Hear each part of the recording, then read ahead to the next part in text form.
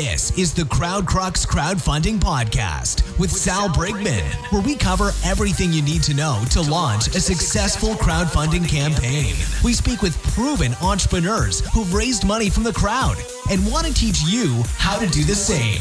Stay tuned because we're about to reveal how to launch your dream project with your host, Sal Briggman. Before we get started with this podcast episode, I want to take a second to introduce you to my friends at Fulfillrite. If you need help shipping out your Kickstarter or Indiegogo perks or rewards, Fulfillrite is the absolute best company for you. I've been working with them for a while and I can vouch for their services. They make it dead simple and take all of the headache out of shipping out all of those boxes, all of those orders to your backers and your customers. If you want to check them out, go to fulfillrite.com at FULFILLRITE.com. What up, Crowdfunding Nation? Salvador Briggman here. Welcome back to the Crowdfunding Demystified podcast. Hope you've had a chance to dive into some of the archives of this show and look at some of the interviews I've conducted, talking with successful crowdfunders, talking to people who have successfully raised money on websites like Kickstarter and Indiegogo. There's so many different platforms out there. There's so many different projects where you can raise money. With this show, my goal is to bring to you the best tips, the best strategies, and the best advice for raising money from the crowd. And today is no exception. I did an interview with the Vultureman Indiegogo campaign, which raised over $1 million, about $1.8 million at the time I'm recording this to be exact. They're in the in-demand program right now. So I've had a lot of Kickstarter projects on this podcast. I think this is a good change that we're seeing someone being successful on Indiegogo, and projects are successful every single day on Indiegogo. It's an amazing website. With this episode, you're going to get some of the differences here between Kickstarter and Indiegogo. You're going to get a feel for what you have to do if you want to replicate their success, and also what the Indiegogo crowdfunding community is like. So you're going to discover that and more in today's podcast episode. If you haven't yet, you want to get more notifications and updates when I come out with new shows, you can take a second to subscribe to this podcast in iTunes. I also host this show on Spotify, and you can also discover it on my YouTube channel. Those episodes are usually a little bit later. They're a little bit of older episodes, maybe a few weeks behind, just because I'm doing a lot of different things. I have the blog, the podcast. It's hard to always stay up to date with that. And finally, if you want to gain access to more of a program that I put together, an email course which will walk you through what you need to do in order to be successful with Kickstarter, with an emphasis on PR. How do you get PR attention? How do you get the media writing about you? And if you want to work with me, this is the best way to go about doing it. You can go to crowdcrux.com/PR and enter your email address there, and I will start sending you emails, sending you some free training videos to get you up to speed on how to successfully raise money on Kickstarter or Indiegogo. Without further ado, let's get into today's podcast episode. Narek, welcome to the podcast. I've been looking forward to talking with you about your product, which is just an insane amount of money on Indiegogo. You've raised a bunch of money there. You also have a really neat product. Looking forward to getting into all of that. Welcome to the show.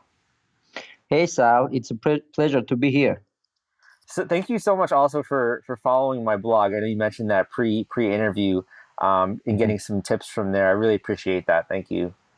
Yeah. You have a great blog, and we're following your blog, and you have great guests, and it's very helpful to all the people who have the creative ideas want to go to crowdfunding.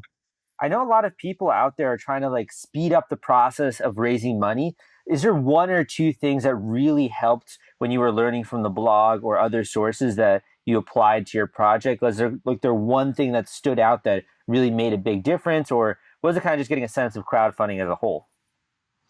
I think carefully studying to all your guests and all their tips on success, it was becoming clear that most of them were underlining the preparation part and the amount of job you need to put into crowdfunding in order to be successful. So that's really helpful to learn from others and to carefully study other success stories. And it definitely helps. And you also see these other people that are raising money every single day. So it kind of makes you feel like you can also do it, I think. Yeah. What was your role here with the campaign, the Volterman project? I'm a crowdfunding consultant myself. I have this blog called The Crowdfunding Formula. But I was also a shareholder in the Volterman campaign, and I was in charge of the product development as well. Mhm. So basically, I was in charge of the marketing and for the overall campaign preparation. But I also participated in the product creation, and that's one of the reasons that the product was so successful, because from the scratch, the product was developed in a way to be a good fit for the crowdfunding audience, and so basically we took into account all the marketing aspects as well. When you say a good fit for the crowdfunding audience, what do you mean by that exactly? Well, basically, before starting the project and the product itself, I can tell you how basically it all started. So the guy who applied to us had this cool product, which was at that time a wallet with power bank and a Bluetooth distance alarm system. And when we carefully studied the all the projects and all the products that were out there at that time, we saw that it was nothing new. Basically, there were a lot of these kind of wallets, and we decided to create a product which will solve a real problem. So we did a really good and thorough research of all the projects and all the products, and studied all the feedbacks that people were giving to those projects. And we understood that there are some really cool features that were missing from those projects, and decided to add it to this product, and create something that was necessary at the time for the market. Hmm. Okay, so when you mention looking at all of these different projects, could you tell us a little bit about the Volterman smartwatch? Like, what can someone use it for? What does it look like? What are the features of it? Yeah, so Volterman is a smart wallet. Basically, it's a very high quality wallet, men's wallet, from a high quality leather, etc. But it's a smart wallet, so it has a power bank in it. You can easily charge your phone from 100%. And when you leave your wallet behind and you go outside, your phone rings and reminds you that you forgot your wallet, and you go and take it. And it works vice versa. When you leave your phone behind and you're going out, your wallet rings and tells you that you're forgetting your phone. And besides, it has a global GPS tracking system. Like basically, if somebody has stolen your wallet from you, you can track it in a real time and see it on your phone, like where your wallet is going in every corner of the world. Mhm. And we had even this cool feature in the wallet that when the wallet understands that it's in a lost mode, whoever opens the wallet, there's a tiny camera in there, and it snaps the picture of the thief That's who has cool. Wow. stolen your wallet, and send you the photos. Wow, that's really Uh, cool. yeah, and besides that, there's also another features that's making it really smart. There's a worldwide Wi-Fi hotspot. So basically, your wallet gives you an internet in wherever you are, like about 10 times cheaper than your roaming internet. And it has a memory card in there, so you can save your files wirelessly in your wallet, etc. So basically, it's like really smart. Neat, neat. So this is this built into the wallet? Is this something that's like Yeah. added? Okay, so it's actually Yeah, built in the hardware. Okay. it's built into the hardware, and you basically don't feel that. The One of the know-hows of our engineering team is that basically you don't feel all that stuff, and the wallet is very lightweight. It's like 120 grams at all. You basically don't feel that you carry so smart functions in your wallet. As a regular wallet, it's a very good wallet. Yeah, I would never be able to tell. I mean, just looking at the photos here, it fits in your back pocket. It looks very Yeah. sort of like a rustic kind of feeling. I would never expect it to have that kind of functionality built in there. Mhm. Yeah, thank you. So can you tell me a little bit about this launch here? Because I know your project was funded very, very quickly. I'm looking Hmm. here at the Hmm. email you sent me. It raised over $1 million very Hmm. quickly, backed by over 8,000 people around the world. Can you tell us a Hmm. little bit about that launch? Like, you have this really great product, and now you Hmm. have to launch it on Indiegogo or Kickstarter. Can you bring me a little bit back in the past to when you were launching this project? Yeah, sure. So basically, the preparation is a key, as many of your guests also are mentioning, and basically that's the number one reason that the projects get funded so quickly. So now we are 1.8 million on Indiegogo, and we are funded in less than 24 hours. And basically, the reason for that was that we prepared really well. Like there are in a preparation stage, basically, I underline three main dimensions. Yes, so basically it's a video, that's subscribers that we are collecting with the landing page, and that's the PR stuff. So collecting the contacts and emails and other information about the relevant media that later on you're gonna pitch them. So basically, we put a lot of attention on the video, and the video was very successful. Yeah, we had later on a lot of views, and we collected subscribers on our landing page, and we ended up having like 25,000 subscribers prior to launch. So basically, they helped us to they attacked to our to our page when we went live. So we raised 100% very quickly. I'll share a couple of details on how to collect subscribers as well. Mm-hmm. And the media was one of the main aspects that our team put a lot of attention on, a lot of efforts on getting the relevant emails of the media and then pitching them after we started the campaign. Okay. And is there a reason why you decided to go with Indiegogo as opposed to Kickstarter or another platform, or doing it yourself? Well, the Indiegogo, the one thing that Indiegogo differs from Kickstarter was that it is really a very flexible platform. I think the product could also be a great fit for the Kickstarter itself. But this time we decided to go with Indiegogo because we really like the flexibility of the Indiegogo, the thing that you can install pixels, and the analytics is really flexible. So you can basically use Indiegogo in a lot of flexible terms that unfortunately is not available for Kickstarter. But Okay. Kickstarter is also a great platform that we might consider for our next projects. And I also saw you have a partnership, Arrow Certified Technology. Arrow has reviewed this campaign's electronic and software design and verified it is feasible for manufacturing. Can you tell me a little bit, what does that mean exactly for those that don't know? Yeah, like also one of the differences that differs Indiegogo and Kickstarter is the support staff that Indiegogo puts on supporting on campaigners, and Arrow is their partner. They are great engineers out there, and basically what they do is they reveal all your files, all your materials, all your prototypes that you have prior to campaign. And if they see that, it's like basically a feasible product to produce and there are no risks on the engineering side, they put their mark that it's reviewed by Arrow. And it basically gives a lot of credibility because Arrow is like a worldwide known brand and company. And there are like very experienced engineers there.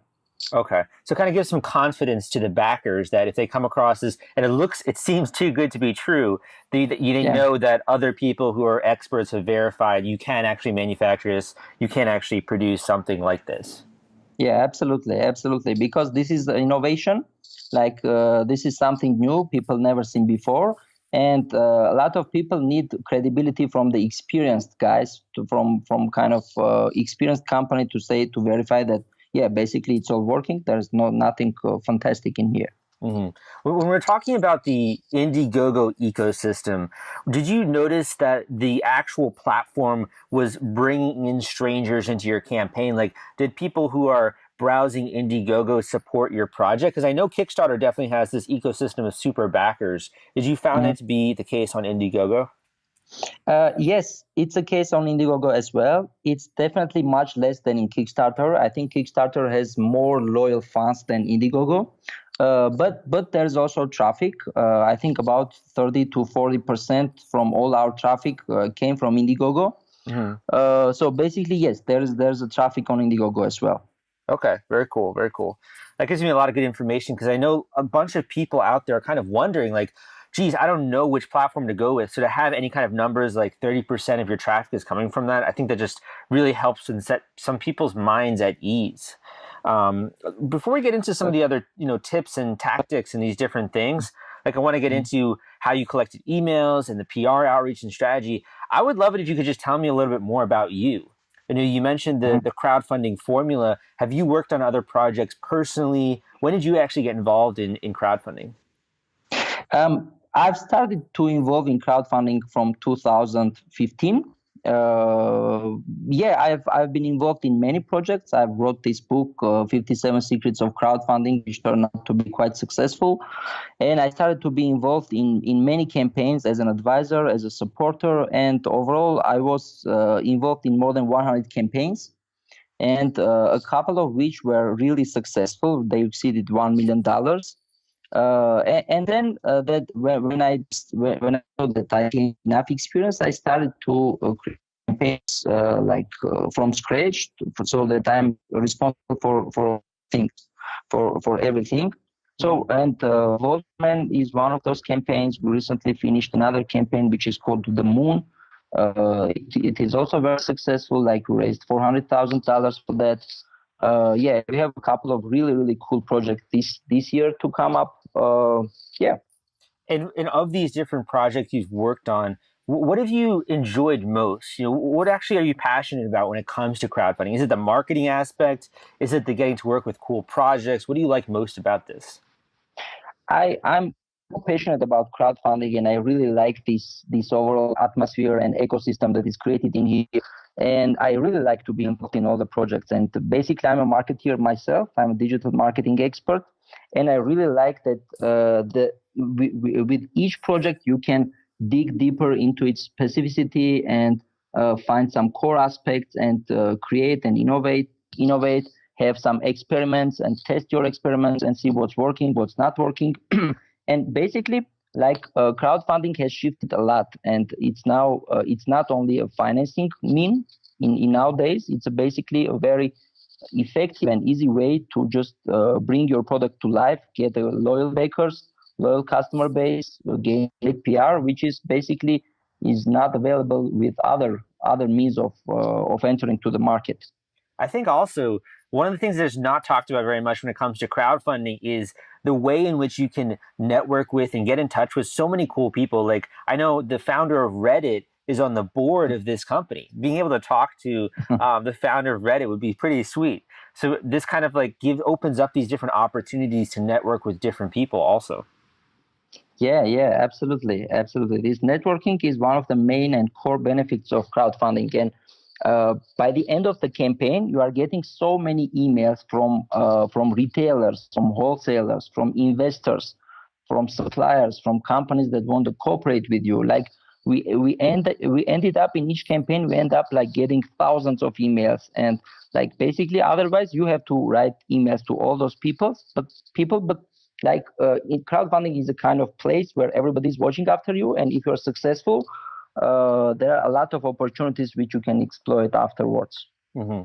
Would you say that when you were working on this project, was there anything that surprised you? Did it surprise you were able to raise $1 million so quickly, or did it surprise you people responded to it so well? Was there anything that was surprising throughout this entire launch process?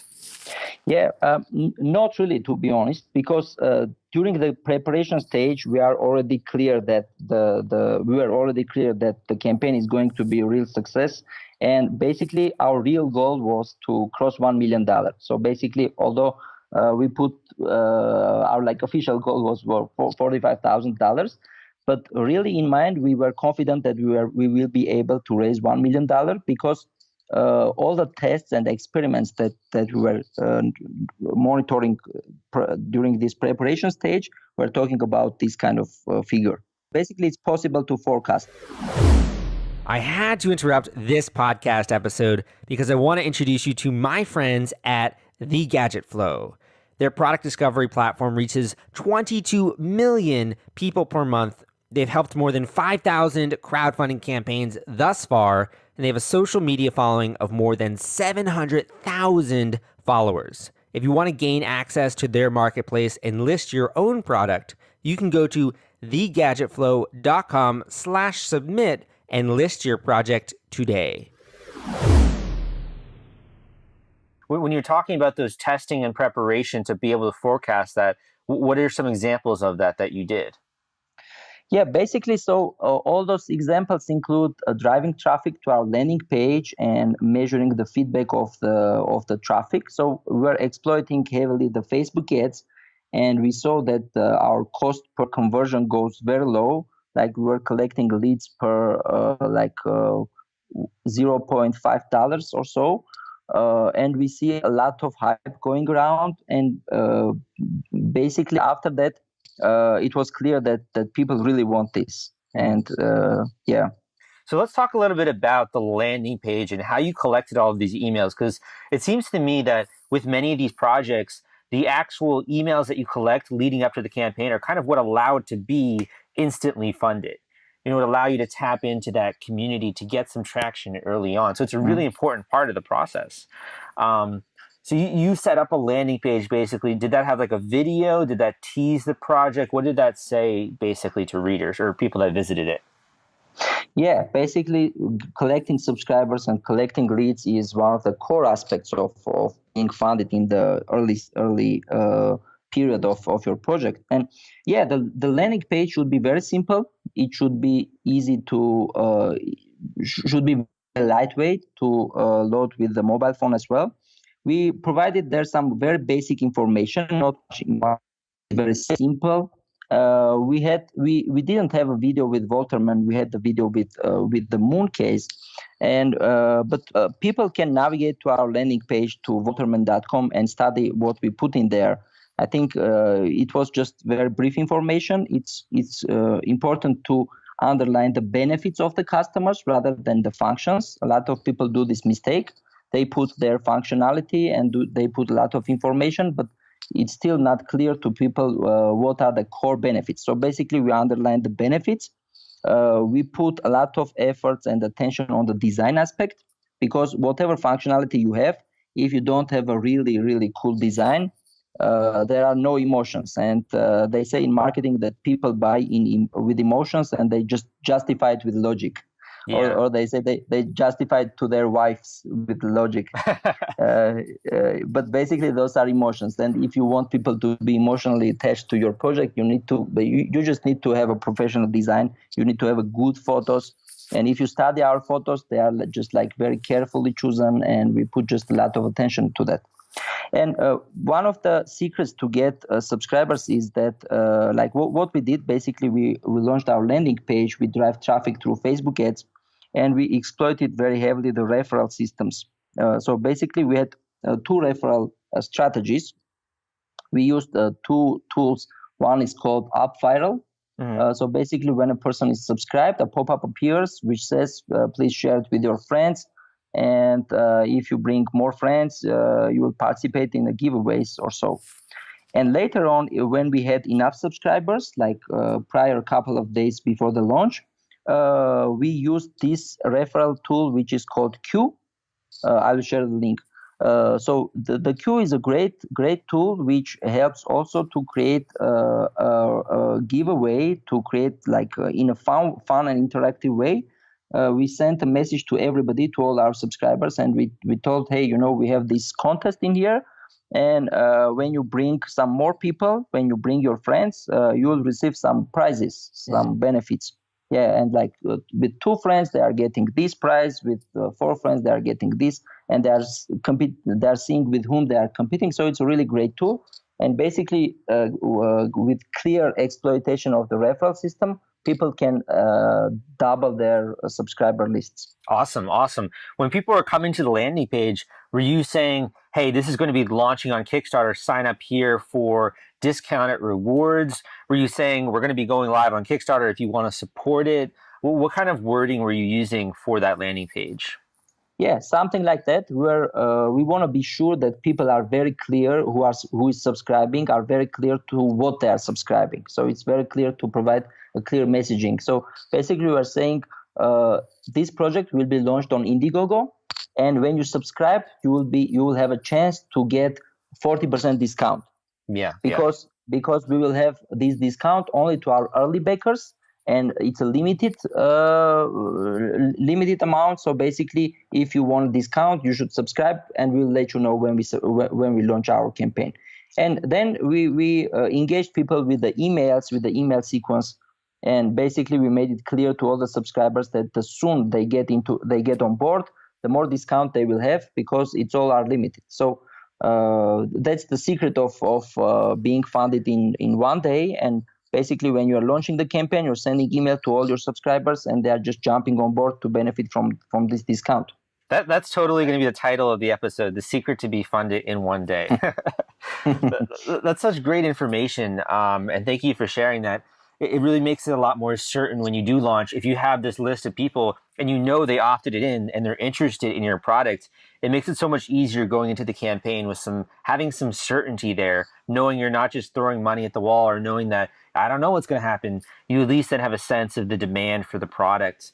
And also, I think, you talking about the Facebook ads, that's just such a really powerful component that isn't used terribly much by amateurs or by people that are just new to crowdfunding. Do you have any advice on the Facebook ads, where to get started with that? Yeah, I'm a big fan of Facebook ads. I use it like on a daily basis, and I really like to exploit overall. So there are many advices, but I would have advised to. There's one guy that I myself I'm learning from, John Loomer. I would advise people to go to his blog and to learn his advices. But a couple of things that worked well for us were that we're using Edespresso as a testing tool. Oh, I love those guys. Yeah. Yeah. Edespresso is a great tool to help, which helps you test all your like experiments, headlines, banners, etc. We were using the lookalike audiences, and there's one new thing that Facebook introduced. It's called I think it's called lookalikes with values. Yeah. So basically, when you have enough backers, you can upload those lists, not only emails, but emails with the amount of funds that the backers provided you. You can upload in Facebook, and it creates like a better audience, better lookalike audience, which is like more powerful. So basically, we're using all these combinations: the custom audience, lookalike audience. We were like using interests, which etc. So yeah. I think that was one of the main reasons for our success. We're throwing out a lot of terms right now, and for those that are listening, lookalike audience is basically you input a bunch of email addresses or you have website traffic, and Facebook can create this entire audience that looks exactly like the one that you just put in. Or a custom audience, uploading a list of previous customers or a list of people that I guess a list of people that visited a landing page or a website, that kind of traffic. You can create these different audiences on Facebook.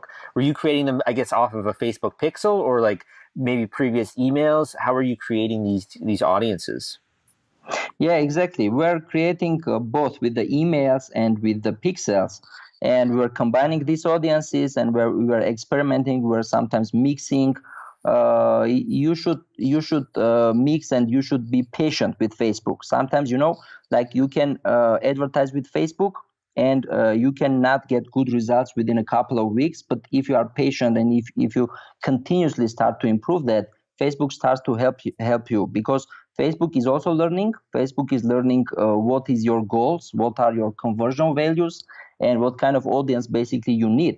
And basically, if that moment comes, you will see like great results. You see how everything starts to go very smoothly, how people start to convert, and how Facebook starts to help you. You need to be patient, and you need to experiment a lot for a lot of factors to find your like best combination of the ad. And it might be frustrating at first, but you got your cost per acquisition down to what you say, 50 cents. So that per lead, that's insane, because going into campaign, I'd be happy to spend that money to keep getting leads for my project if I was only paying 50 cents per lead. So to go through that frustration and dealing with all this kind of, not nitty gritty Facebook kind of analytics in order to get to that point, I think is really valuable. Yeah, absolutely.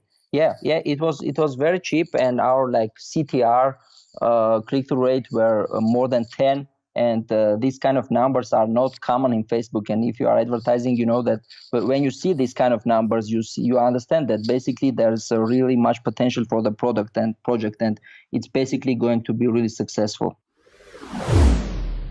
I'm speaking to the crowdfunders in the audience who have already launched a Kickstarter campaign, or have actually even successfully run a campaign. And the reason is, I think you will understand this pain point most. And that is, when you finally do raise money on Kickstarter or Indiegogo, the hardest part is not collecting the cash. The hardest part is shipping out all of those perks and rewards to your backers. It is a nightmare, my friends. It's a lot of spreadsheets, it's a lot of headache, and it's a lot of stress. That's why I recommend BackerKit. If you have not heard of BackerKit, they help you collect surveys, they help you collect data, and the entire fulfillment process is just so much easier and so many less spreadsheets when you use their software. You can check them out at backerkit.com and use CrowdCrux for a special discount. Well, I want to ask you one or two more questions about PR, but before we get to that, let's talk a little bit more about the Volterman campaign and also where people can go and check this out. You know, if they're listening right now, I think this sounds like a really neat wallet, something that I want to look into myself, and also being able to like know if you leave it behind. That's like totally my classic thing. I'm such a, I always have different things going on in my head, and sometimes I'll just leave stuff behind. So where can people go to check this out? Yeah, they can go to Indiegogo and they search for Volterman. They will find our campaign. I think we are quite famous now. When they search on Google Smart Wallet, I think we should be the number one result. So basically, within smart wallets, we are the most funded both smart and wallet campaign ever. So basically, I think it's very easy to find us. When they just search Volterman on Google, they will end up in our Indiegogo page, and they can still benefit from discounts. It's really going to be quite expensive when we go to retail. Mm-hmm. And Narek, where do you want to go with this? Because you've been working on these different projects, and you just had a great successful launch managing this campaign. Do you want to continue to manage campaigns? Are you trying to build an even larger agency? What are your goals also for the future? Yeah, like we have our agency. We have about 35 people working in our agency. We are getting bigger and bigger, and we are getting really good projects. And basically, this year we have a couple of really cool projects that we're gonna manage. And we have a couple of really cool new ideas that we want to introduce to the crowdfunding marketplace. Like one of them will be a fund. We call it Crowdfunders Fund, which will fund marketing of the crowdfunding campaign. So basically, we can later on talk about it. And I think a lot of campaigners will be interested in that because it will help many people who don't get enough finances to benefit from this funding. And we have a couple of new and innovative products as well for the crowdfunders. And yeah, I think we will have a couple of really good successes coming up. Awesome. So the last pillar of this project, the last pillar of this $1 million campaign, you guys have done well over $1 million now, was PR. You mentioned the importance and the value of PR and how that played a really big role into getting the word out there. And even now, you mentioned being able to search on Google Smart Wallet, and it coming up to your project page. So it's very clear it made a big splash. What did you experience with PR? Were you just reaching out to journalists? Were you doing press releases? What were you doing in the way of PR? PR was really important for us, and we were paying a lot of attention to collecting relevant data about journalists. So basically, what we did during the preparation stage, we collected about 5,000 emails of journalists who previously wrote about smart wallets, wallet, inflation, or tech, etc. So we categorized them. And we used a couple of really cool tools to hunt their emails. One of them called Numeria, Email Hunter, etc. There are really great tools now available in the market. Mm-hmm. So basically, we collected all this information. We had their email, we had their Twitter account, we had their LinkedIn, etc., etc. And then when we started the campaign, we didn't reach out to them immediately. We waited when we are funded. After a couple of days, when we already got 100% funding and we got a hype going around, we started to bombard these journalists with the emails and convince them to write about us. And we used both the email channel for communication, LinkedIn, Twitter, and whatever we had. And having so many contact lists in our database helped us to benefit not only from the big top journals, but also to get coverage from medium and small journals. So basically, we had a kind of balance in here, and managed to get more than thousand publications. I guess a lot of people do this mistake when they concentrate only to the big media, like they concentrate only to TechCrunch, only to Mashable, only to like these kind of big guys. But there's also a really good opportunity to exploit from the like medium blogs, from medium journals. So basically, what we did, we kind of balanced our strategy, and we managed to get a lot of coverage from all the parties. I completely agree with that. Also, getting coverage from smaller blogs is a lot easier, and then you can sort of leverage that into larger stories. You know, when other people see that you're being written about, I think it really helps to elevate your project in that way. So that's 5,000 emails. That's a lot of emails. Like, so you were literally, did you assign that to someone? Just like their task was to collect and use these tools. I know you mentioned Numeria, to collect these emails. That's sort of how you did it? Yeah, we had like 5 people in the team concentrated only on collecting emails of the journalists and editors. So basically, we had 5 people working for 2 months or so, and they were like fully concentrated, and they were fully focused on getting those emails. So we have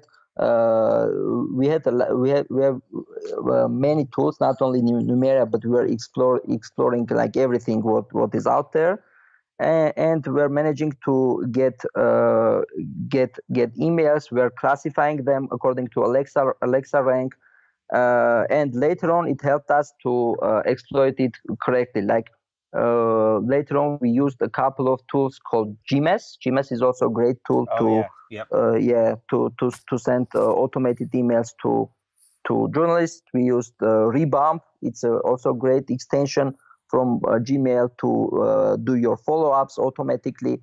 So there's a lot of work. You will need later on to automate a lot of things. Otherwise, it's not manageable to send like all those emails. Yeah, I completely agree. And those tools help you it's an extension of your work. And when other people are going out there and doing it, just makes it a lot easier to use some of these tools like GMass, etc.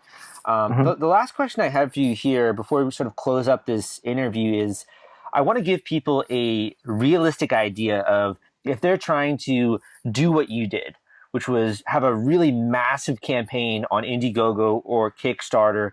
What do you say to someone who's like, okay, I want to raise this amount of money on Kickstarter, but I don't really have any kind of budget? Or how much do I actually have to spend and add dollars to get to this level of a project? Like, how much should people expect to going into the project? Should they budget, do you think, for a crowdfunding campaign? Yeah, that's a good question, and many people ask that. Usually, my experience shows that on average it's coming like around 10% of the amount. Like the marketing budget is around 10% from the overall amount that you raised. So basically, if you want to raise $1 million, you should have another like 100,000 ready for spending on marketing sites, like including the video, the Facebook ads, and everything.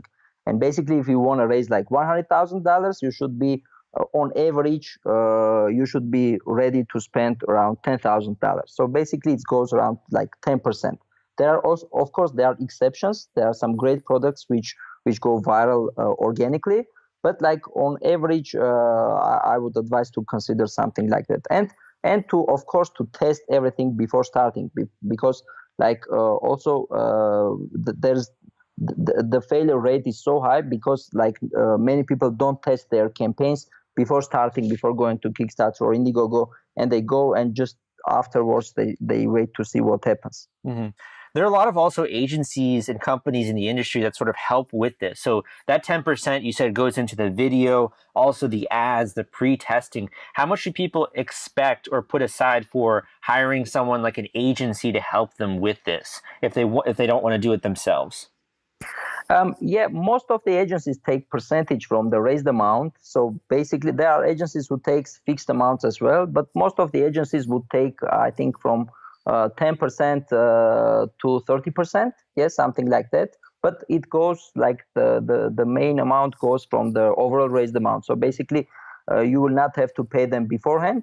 If they are successful, it will be a win-win situation for you both. Okay, very cool.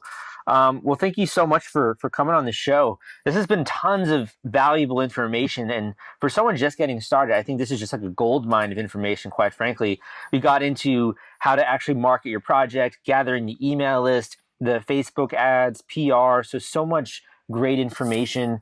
Thank you for coming on and sharing that. If people want to learn a little bit more about you, where should they go to check that out? Yeah, thank you very much for inviting me. They can go to the crowdfundingformula.com. I'm sharing many information there. I'm about to publish a big article about Volterman, and there I will share much more information and details and exact hacks like what we did, what works, what didn't work. And I'm really open to help a lot of people because I learned it myself from this kind of information, like from articles, from podcasts, etc. Great. Well, thanks so much for coming on the show, and we'll have to have you back. Yeah, my pleasure. Thank you for listening to this episode of the Crowdfunding Demystified podcast. Again, my name is Salvador Briggman. Thank you for tuning in here today and learning a bit about how Indiegogo works, how to raise money on it, how to launch a successful crowdfunding campaign. Also, I apologize if my voice sounded a little bit wonky with this episode today. It's a little different because I didn't have access to my super good microphone. So I apologize if that sounds a little bit weird or was difficult to listen to, but I hope that you got a lot of information, a lot of applicable strategies out of this episode. And if you did, go and dive into the archives of this podcast. Go and check out some of the other people that I've interviewed. There are a lot of amazing projects and products that have shared their advice with you. All you have to do is tune into these episodes. And if you want to learn about the new ones, you can hit subscribe on the podcast app if you're listening to this via your smartphone, and you'll get notifications when new episodes come out. In addition, I have a YouTube channel out there if you want to check that out. And finally, if you want to gain access to my weekly crowdfunding tips, these are the tips that I send out every single week, usually some of my new articles, some of the resources I've discovered, ways that you can improve your crowdfunding campaign. You can go to crowdcrux.com/subscribe. That is crowdcrux.com/subscribe. Thanks for tuning in, and I'll see you next time.